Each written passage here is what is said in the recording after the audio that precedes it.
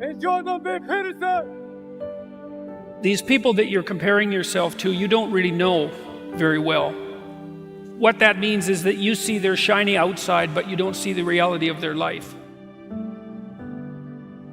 There's always people out there who are doing far better than you on pretty much anything you want to imagine. And if all you're doing is seeing yourself in their reflected light, let's say, then it's going to be pretty damn dismal. But it's not a good comparison because, well, first of all, there's danger in just comparing yourself to others, period, because they're not you. And God only knows what struggles they had to undertake to get to where they were, or what burdens they're currently carrying that you're not aware of.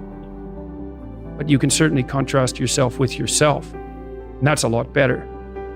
It is the only way. Well, it's also the only way of really measuring anything approximating proper improvement. You can actually tell when you're a little better than you were yesterday. Right.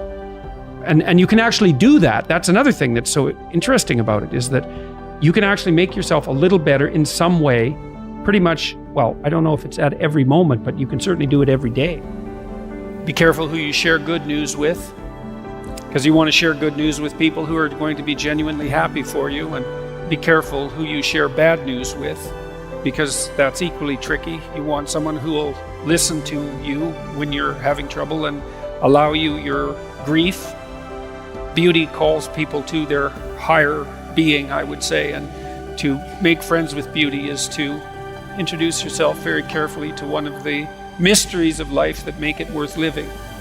There's never been a better time for the majority of people to be alive, and the future, although we're vulnerable and terrible things can always happen to us, it's hard to make a case that the future doesn't look comparatively positive.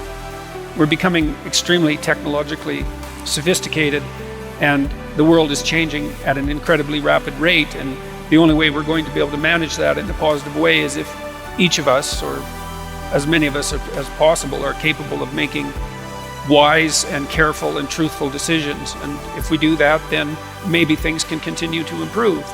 You don't get people to stand up on their own 2 feet and to adopt responsibility if everything is given to them. And that's a real conundrum. You know, maybe you're in California, see someone speeding down the road in a convertible Porsche, and you think, oh man, what a lucky bastard. And the truth of the matter is that he's thinking about wrapping his expensive sports car around the next cement pillar that he comes close to. You know, you can't tell, and people have hard lives, and even people who are comparatively fortunate have hard lives. And the ideal that you're observing that makes you jealous and resentful is in large part an illusion that's created by your own mind. You have to be careful of what you're jealous of, because you don't really know what it is. And then the other thing that's kind of useful is to understand you're quite different from other people, and you shouldn't be comparing yourself to them because they're not like you. They don't have your family. They don't have your temperament. They don't have your troubles. They don't have your abilities. The only person that has those is you. One of the rules, I think it's rule 4, is compare yourself to who you were yesterday and not to who someone else is today. And see, that's a game you can win.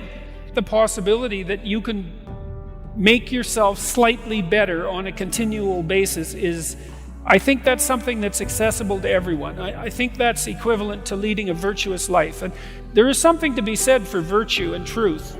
You know, and that is one thing. Another thing that I've noticed about people who've been phenomenally successful is that they really do everything they can to live a truthful life. And you can get a bloody long ways by being honest. You got to know that there are differences in intelligence. It's really important. If you go into a job and you're not smart enough for that job, you're going to have one bloody miserable time. And you're going to make life wretched for the people around you because you won't be able to handle the position. But what you really want to do, as far as I can tell, if you want to maximize your chances for both success and let's say well-being, is you want to find a strata of occupation in which you would have an intelligence that would put you in the upper quartile. That's perfect. Then you're a big fish in a small pond.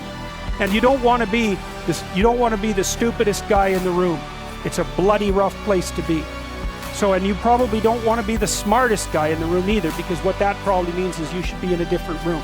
If you want to be the best at what you're doing, bar none, then having an IQ of above 145 is a necessity, and maybe you're pushing 160 in some situations, and maybe that's making you one person in 10,000 or even one person in 100,000. And then also, to really be good at it, you probably have to be reasonably stress tolerant and also somewhat conscientious. Why is it that smart people are at the top of dominance hierarchies? And the answer to that in part is because they get there first, right? I mean, everything's a race, roughly speaking. And the faster you are, the more likely you are to be at the forefront of the pack. And intelligence in large part is speed. That's not all of it is. So if you're moving towards something difficult rapidly, the faster people are going to get there first. You're going to have to put some effort into your life. And you need to be motivated to do that. And so what are the potential sources of motivation? Well, you could think about them in the big five manner. You know, if you're extroverted, you want friends. If you're agreeable, you want an intimate relationship. If you're disagreeable, you want to win competitions. If you're open, you want to engage in creative activity. If you're high in neuroticism, you want security. Okay, so those are all sources of potential motivation that you could draw on, that you could tailor to your own, your own personality. But then there are dimensions that you want to consider your life across. And so we ask people about, well, if you could have your life the way you wanted it in 3 to 5 years, if you were taking care of yourself properly, what would you want from your friendships? What would you want from your intimate relationship? How would you like to structure your family? What do you want for your career? Well, how are you going to use your time outside of your job? And how are you going to regulate your mental and physical health, and maybe also your drug and alcohol use, because that's a good place to auger down. And that tangles in your incentive reward system. We talked about the dopaminergic incentive reward system, and that's the thing that keeps you moving forward. And the way it works is that it works better if it produces positive emotion when it can see you moving towards a valued goal. Okay, well, what's the implication of that? Better have a valued goal, because otherwise you can't get any positive motivation. Most creative people fail at producing their creative product and monetizing it, right? So your default position, if you're a creative person, is you're going to fail. And that's because it's hard to come up with something new, and it's hard to present it to the market at the right time, and it's hard to market it. Like, those things are really, really difficult. And so what successful entrepreneurs do is they just keep doing it over and over and over and over and over and over and over. And eventually, if they're fortunate, one of their ideas happens to hit the right place at the right time. Even if your idea is good, that doesn't mean it will be successful. There's so many things that have to be taken into account. So this is partly why persistence, and that's part of conscientiousness, is so useful. It's like persistence is helpful because it enables you to run many, many experiments. And you need to know that the baseline is failure. It's important, because otherwise you'll blame that on yourself. And some of that's useful because there's probably some things that you could improve about yourself. But it's very difficult to go from 0 to 1,